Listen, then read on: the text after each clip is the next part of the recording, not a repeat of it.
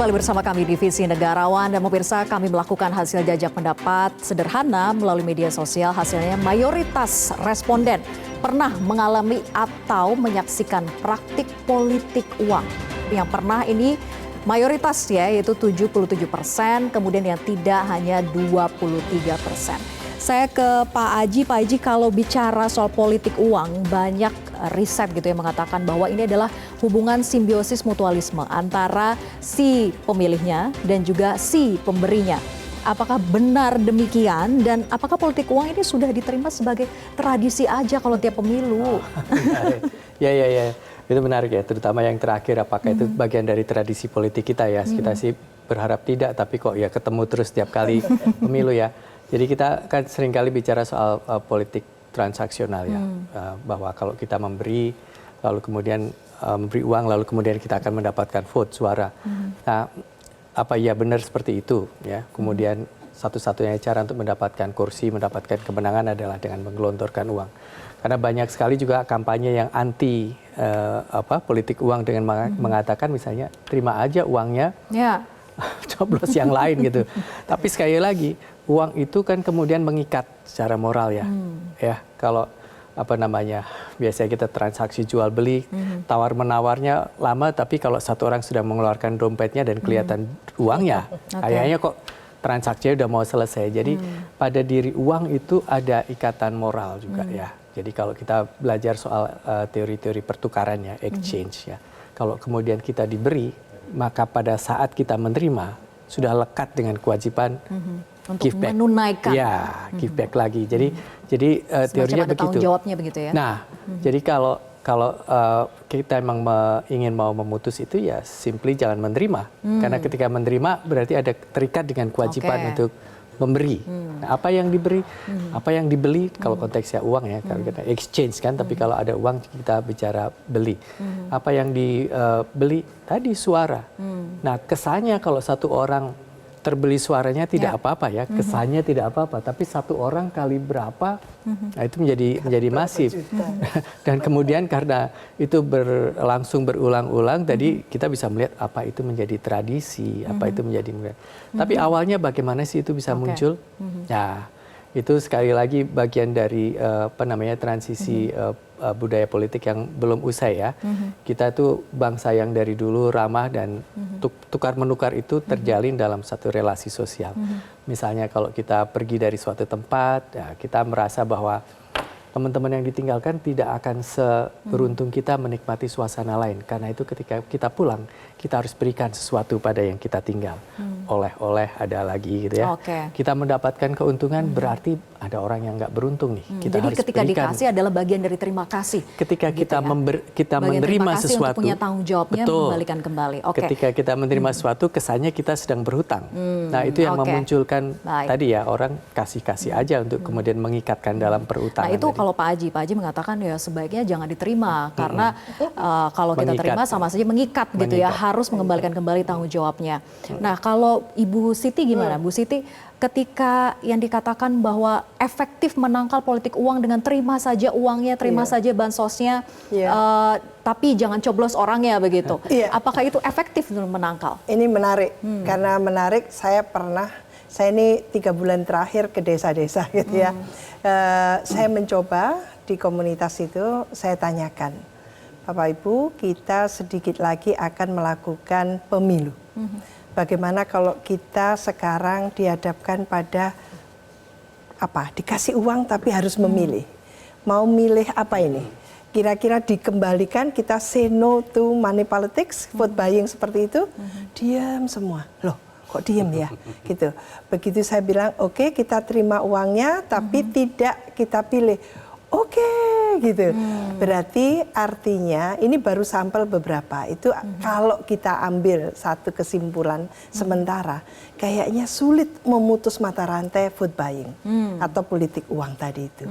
Lah, yang menurut saya ini sebetulnya adalah diciptakan gitu ya oleh pemilu tadi itu. Kalau kita melihat pemilu tahun 55, nyaris tak terdengar yang namanya politik transaksional. Diciptakan oleh politisinya atau memang diinginkan oleh pemilihnya? Makanya untuk meyakinkan itu, kita lihat sejarah pemilu tahun 55 itu ada di arsip nasional.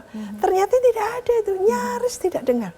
Lah, di pemilu nasional selama Orde Baru lain lagi kan gitu ya. Tapi kita lompat aja ke pemilu 99. Apakah kita dengar vote buying yang luar biasa itu? Politik transaksional itu. Apalagi yang memilih waktu itu MPR sebagai lembaga tertinggi negara. Nyaris tidak dengar yang seperti sekarang. Baru 2004 ketika pilpresnya langsung gitu ya. Ketika media darling, ketika ada lembaga survei 2009 luar biasa. 2014 tambah-tambah. Jadi memang demokrasi sejak awal sudah dicederai oleh politik uang. Karena memang kondisi masyarakat kita membutuhkan. Lah itu yang dilakukan dengan mental menerobos para politisi-politisi tadi itu dengan dengan memberikan uang receh untuk mendapatkan dukungan. Nah ini menurut saya tentu tidak elok ya, termasuk melanggar etika. Jadi kita harus memutus mata rantai itu dengan melakukan peningkatan jumlah masyarakat pemilih yang betul-betul menjadi pemilih yang rasional, pemilih yang pinter gitu ya. Tadi itu kalau menurut saya memang pemilih yang pinter itu yang ada meningkat tapi belum tajam banget jumlahnya. Masih ada pemilih tradisional, ada pemilih yang istilahnya itu apa ya, terafiliasi oleh partai politik, ada pemilih yang memang dia wait and see gitu ya. Jadi tidak memastikan dulu, ada yang golput bahkan. Dan itu tidak bisa dia dipengaruhi apapun meskipun jumlahnya selalu berubah-ubah. Lah ini yang menurut saya mungkin tentang vote buying tadi itu untuk di Indonesia ini yang harus kita perangi bersama itu sebetulnya refleksi dari penegakan hukum kita yang lemah. Sebetulnya gitu ya. Karena kalau hukumnya tegak, orang takut itu menerima uang karena kena penalti. Jadi harus ada efek jerahnya begitu ya, Bu? Betul. Oke. Nah, kalau tadi jejak pendapatnya menghasilkan begitu ya bahwa pernah mengalami atau menyaksikan praktik politik uang. Nah, ini juga kita hasilkan polling yang kita lakukan di sosial media Metro TV yang menyatakan bahwa tidak setuju dengan politik uang. Yaitu yang tidak setuju ini 79%, kemudian yang setuju hanya 21%. Nah, saya ke Ibu Ida. Bu Ida, kalau memang masyarakat kita ini sudah punya kedewasaan dalam berdemokrasi, lalu bagaimana evaluasi sebetulnya kinerja penyelenggara menangkal pelanggaran pemilu khususnya politik uang ini? Saya ingin menyambung yang disampaikan oleh Prof. Wiwi ya. Jadi menurut saya memang ada gap ya antara kemajuan regulasi dengan budaya hukum masyarakatnya. Jadi kalau dari aspek regulasi ini kan sudah sangat luar biasa gitu ya. Bagaimana Indonesia membangun demokrasi melalui instrumen pemilu. Pemilunya langsung gitu kan. Tidak lagi melalui lembaga perwakilan. Nah, tetapi masyarakat kita ini belum mempunyai pemahaman yang memadai. Sebetulnya apa sih keterhubungan antara pemilu yang tidak langsung dengan pemilu yang langsung atas hak sipil yang mereka miliki gitu ya, untuk memilih dan dipilih itu. Nah, mestinya memang negara hadir gitu ya untuk memberikan insentif kepada masyarakat membangun awareness gitu ya, supaya nyambung ini antara substansi hukum dengan kultur hukumnya. Nah, disinilah ada memang tantangan yang tidak mudah ya bagi penyelenggara pemilu. Mengapa? Karena dalam pelaksanaan tugas penyelenggara pemilu untuk menyampaikan informasi tentang pemilu itu ruangnya itu sangat terbatas dan sangat singkat untuk hanya menyampaikan bagaimana aspek teknis kepemiluan. Sementara yang dibutuhkan oleh masyarakat itu jauh lebih dasar gitu ya, tentang kesadaran tentang hak-hak kewarganegaraan. Yang ini kewenangannya ada di lembaga-lembaga yang lain begitu ya. Jadi dan ini belum ada sinergitas gitu ya antara kewenangan partai politik untuk melakukan pendidikan politik, perannya pemerintah pusat sampai dengan di daerah. Baru kemudian hilirnya ini ada di penyelenggara pemilu. Oke. Saya sendiri kalau melihat begitu ya, masyarakat yang ikut gitu kegiatan sosialisasi itu, saya tuh suka sedih. Karena ekspresi mereka itu tatapannya itu kosong. Jadi KPU ini berbusa-busa, Bawaslu berbusa-busa, DKPP berbusa-busa menjelaskan gitu ya. Tentang sistem pemilu, kemudian aspek teknis pemilu, mereka ini bengong. Mereka nggak bisa memahami apa sih terhubungan antara pemilu itu dengan kehidupan pribadinya. Itu masih belum bisa nyambung. Dan juga kalau dari sisi politik anggaran itu lebih memprihatinkan lagi. KPU, Bawaslu, DKPP didesain sebagai lembaga yang permanen 5 tahun bekerja, tetapi selesai pemilu mereka tidak diberikan anggaran yang cukup gitu ya untuk melakukan pendidikan secara berkesinambungan. Jadi jangan salahkan KPU, Bawaslu kalau Jadi pendidikan politik hanya event saja begitu Iya, ya? betul. Hanya sekali ketika pemilu itu datang. Iya, dan itu ada dalam disertasi saya, Prof. Iya kan, saya memotret anggaran pra pemilu, pada saat pemilu dan pasca pemilu. Itu selalu grafiknya itu menurun. Saya ingin ke Bu Siti sedikit ya.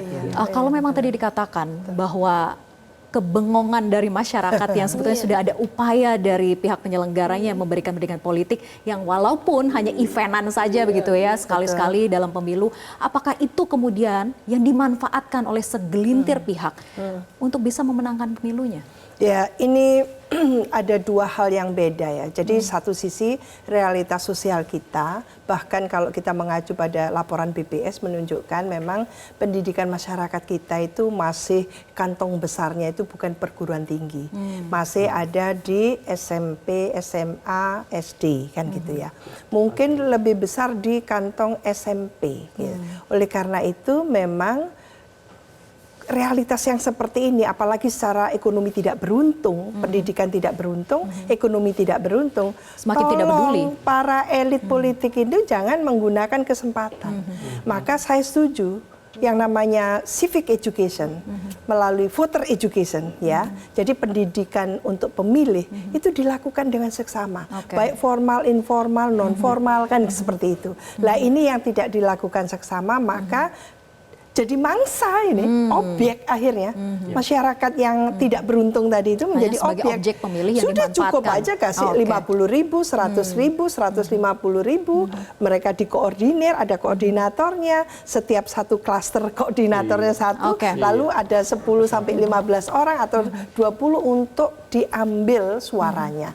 Jadi menurut saya kalau ini tidak diputus mata rantainya, kita sama sekali berdemokrasi tidak membangun peradaban. Jadi begitu Pak Haji, bahwa tidak diputus mata rantainya, maka akan terus terjadi. Ya betul, itu tadi yang saya sampaikan sebagai kesenjangan budaya ya. Tadi perangkatnya sudah ada, semuanya sudah ada, sudah baru, sudah mengikuti tren kultur demokrasi. Tapi sekali lagi, kultur yang lama masih ada. Sehingga yang namanya demokrasi, prosedur-prosedurnya dipahami, aturan-aturan hukumnya ada di sana. Tapi kemudian cara menyikapinya dan kemudian yang ada di dalam belakang kepala kita, nggak ke situ. Jadi ada kalau sesuai yang saya sampaikan tadi, cultural gap-nya di situ ya. Ada kesenjangan kultural di situ. Kita belum pernah benar-benar menerima yang namanya demokrasi. Kita belum pernah benar-benar menerima yang namanya pemilu secara langsung. Pemilu secara langsung tadi disampaikan sejarah 55 di Orde Baru yang tidak langsung.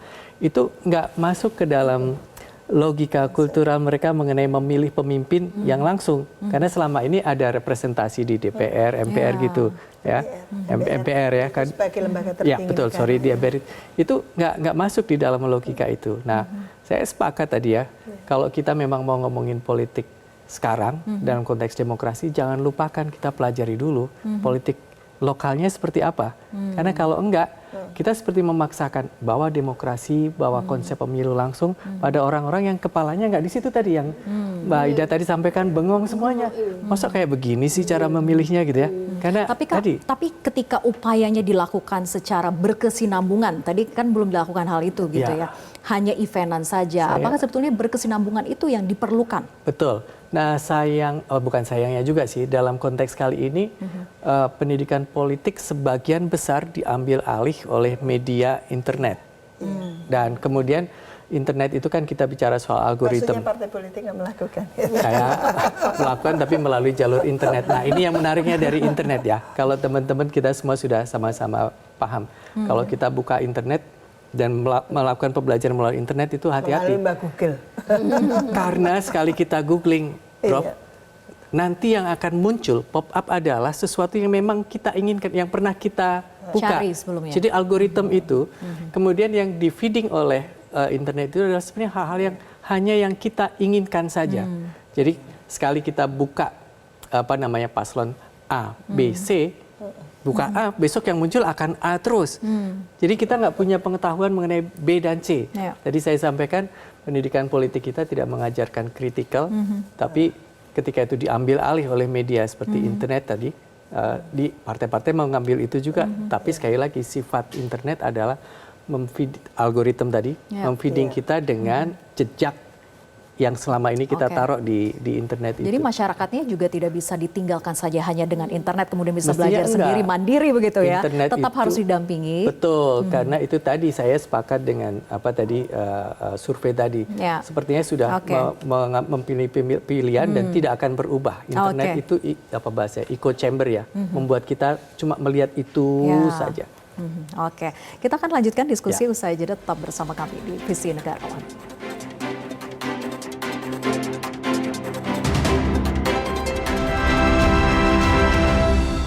Jelajahi cara baru mendapatkan informasi. Download Metro TV Extend sekarang.